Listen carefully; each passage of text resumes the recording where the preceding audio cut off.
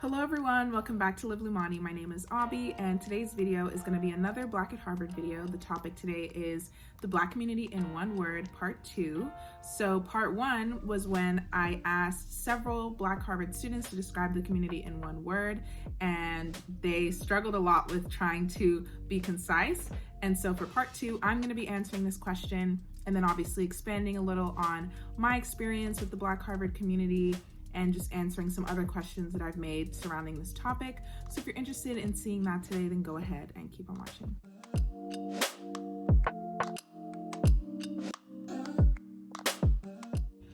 The word that I would use is eager. A lot of us attribute our successes to the people around us, and I think a lot of us feel this deep sense of wanting to give back in some way, almost like, coming to Harvard feels like you're winning the lottery, right? And it means that you want to go to Harvard and be great and be able to show something for it in a way that is impactful to other people.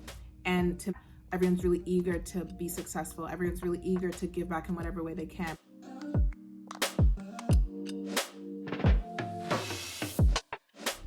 So 2 other words that I would consider using but didn't make it to number 1 are passionate and also overwhelmed.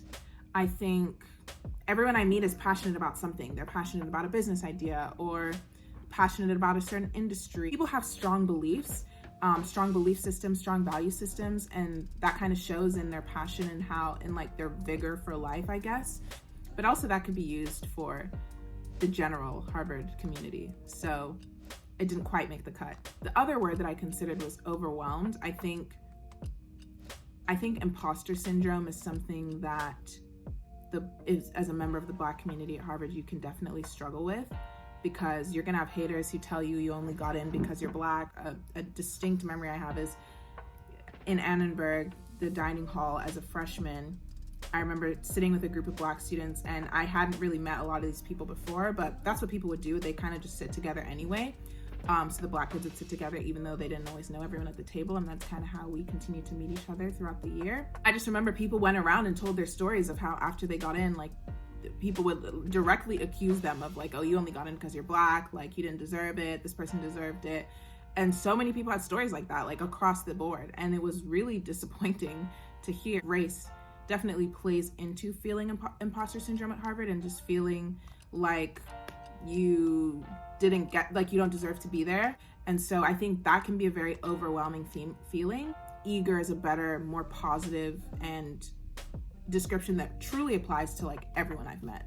Everyone, no one wants to be mediocre in the Black community. Everyone wants to be the best. Everyone wants to be excellent.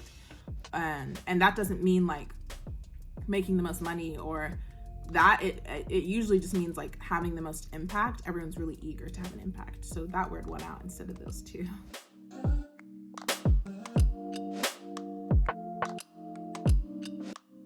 Okay, this question feels like tea. What tea do I have? Do you see how my eyes light up at this talk of tea? I'm such a Libra. Anyways, I don't know if this is controversial, because I think a lot of the Black women I talk to would agree with me. I think the boys get very inflated egos.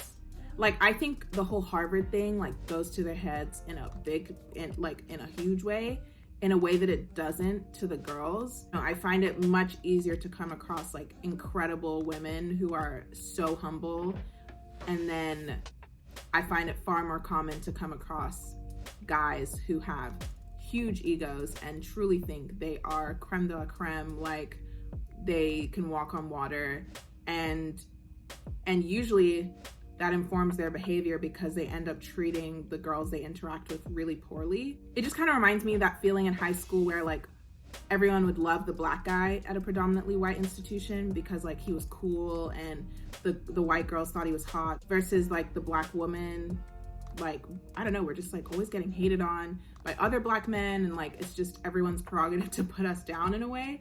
The Black guys are sometimes too confident. Confidence is good, confidence is great, but they're confident to the point of it being harmful, and it feeds into their behavior and they treat people poorly, is what I've noticed. But I won't say that for everyone. I don't want to make generalizations. I just want to jump in really quick and make it super clear that I'm not speaking for all the Black guys in the Harvard community. I just wanted to call out a bad behavior that I'd kind of noticed in a handful of Black guys repeatedly in a way that I hadn't noticed in many Black girls. Since obviously this was supposed to be controversial, but this channel is definitely about uplifting Black people, and in no way should this leave like a bad taste in your mouth about what the Black guys at Harvard are like, because on the whole, they're great people doing God's work, humble and hardworking. So yeah, if you are a Black guy at Harvard and what I just said applies to you, knock it off. And otherwise, you keep doing you, be great. I love you guys. Bye. So that's my controversial opinion. I think that's controversial enough, so I'm gonna leave it at that.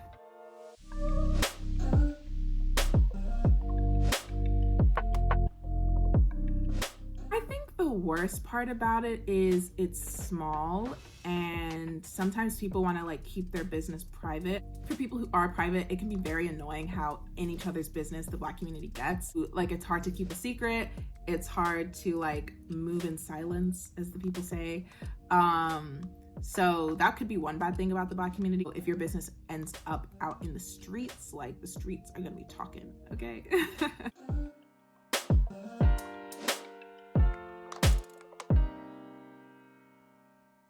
This is an easy question. You instantly have an entire subset of people that you can relate to, which is fantastic.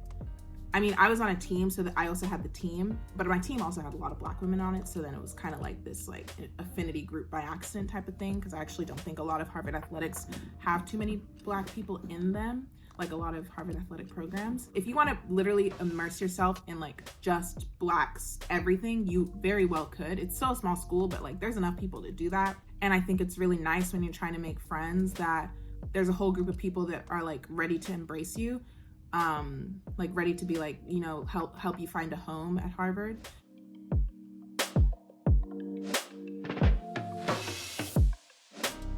I hope that was helpful. If you're someone who's considering coming to Harvard, or you're already there, or I don't even know, just you're interested in like what Harvard is all about, I would definitely say the Black community at Harvard is really a special place, and I think you can make of it what you want. You can be as involved or as not involved as you want, and that's totally fine.